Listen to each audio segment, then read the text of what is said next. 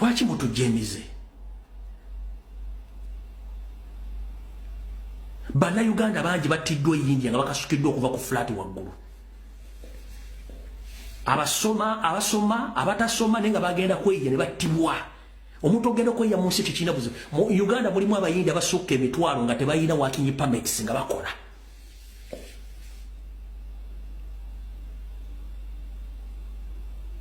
Naye omuvubuka yavuddeyo kwogera mutiisatiisa mutugenda kusiba lwaki oyogera false information nange munsibe kubanga naliyo.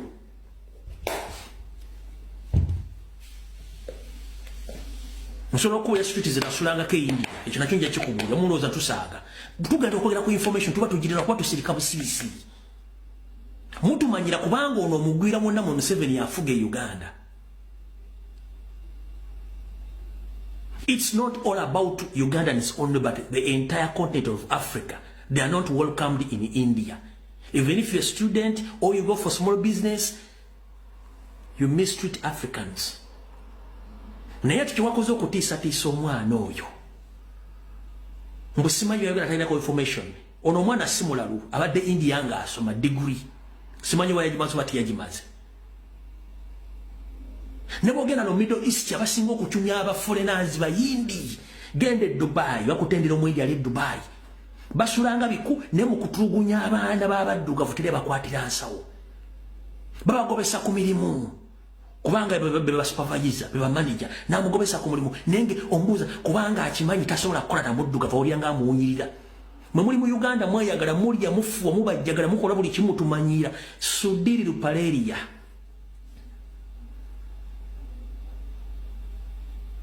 Kino nkikuddamu ondaba wano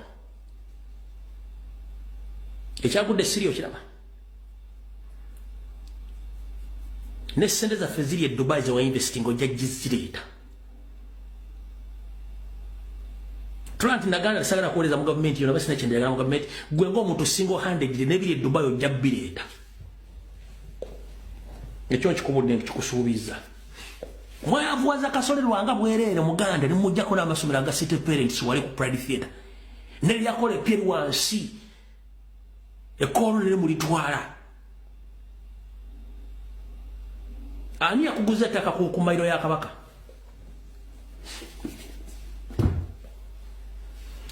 ani yakuguza ettaka ku mayiro ya Kabaka Sudi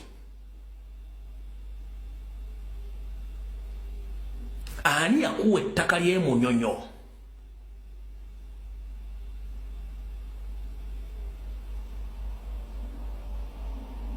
ewabo ngula amaato g'empaka ga Buganda ani yakuwa ettaka lyayo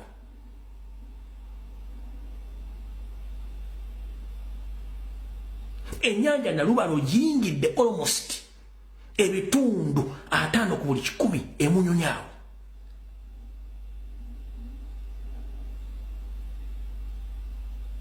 one mu budget ya Uganda mwoli nga Sudiri Lupaleria mu budget ya Uganda mwoli as who you come with the premium lottery wajja n'akaluka premium okuva Nairobi nga tolina wadde n'ekikumi kati gwe musajja gwe Sudiri Lupaleria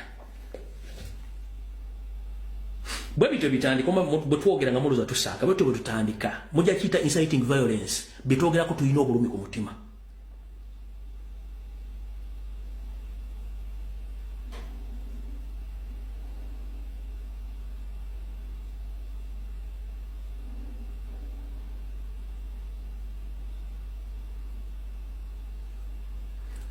Sudiri ojja kuzza sente za Uganda tetugenda kusasula million 3 buli munda Uganda nga go almost oyina half of the economy of Uganda muba kuyita billion wajja ne premier lottery nga nkulaba you had nothing within a small period of time mbugwesu goli mu Forbes magazine munda Uganda mu Forbes magazine ngana amataka gonna gabanyini go mwabatta mwasiba mbakwata mbatulugunya ngane mu budget ya Uganda mwoli bakuwa sente mu budget ya Uganda kati omuntu avudde yayogera exposing ewa mwata kisinga okunuma. You claim to be Ugandan, but when they talk about the Indians in India, how they treat Africans, then you react.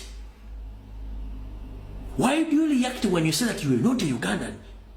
The guy came out to condemn the acts of Indians in Indians against the black. Then you started intimidating the boy. Why?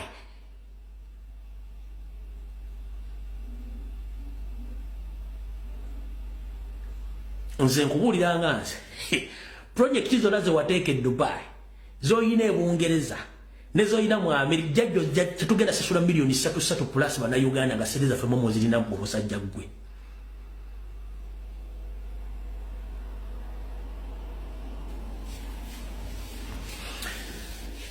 Mukama kuma Uganda